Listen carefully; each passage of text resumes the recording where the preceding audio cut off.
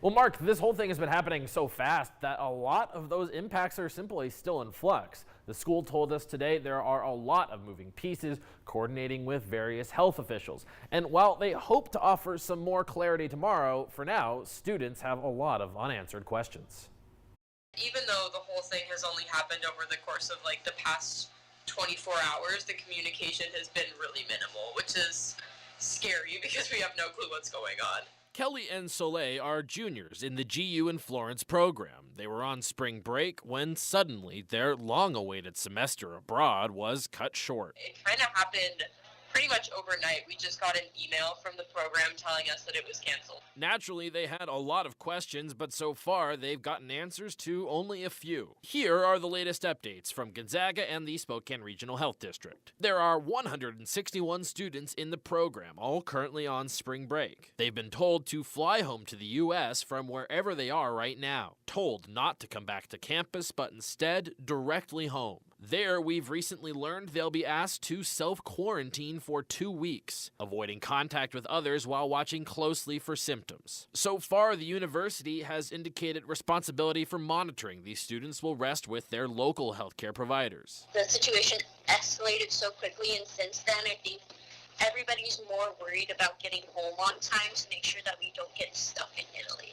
Ultimately, it seems that getting stuck, was the real concern. No one's entirely sure how Italy will react to the spread of the virus, but the potential for quarantine zones and closed borders wasn't something folks wanted to risk. It's the bigger fear rather than actually getting the coronavirus. Some big questions still remain about what happens next. We're told the school may help pay for flights. But as for when students can return to campus, how they'll complete their classes, and whether there will be any sort of refunds, those remain unanswered. It's a huge bummer because, we've been mentally and emotionally preparing to be here for 3.5 months, and now it got cut off halfway through.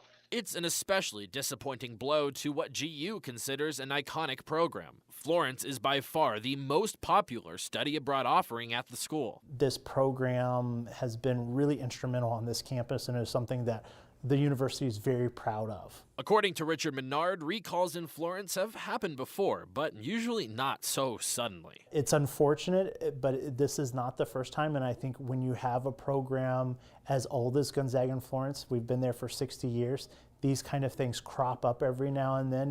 And GU is not alone in bringing its students back from Italy right now. At least half a dozen other universities across the country are making similar moves, although UW and WSU not among them. UW told me today they are not considering bringing their roughly 100 students back from Rome, and WSU says they're recommending the 79 Cougs in Italy return home, but not requiring it. In the studio, Casey Decker, Creme News.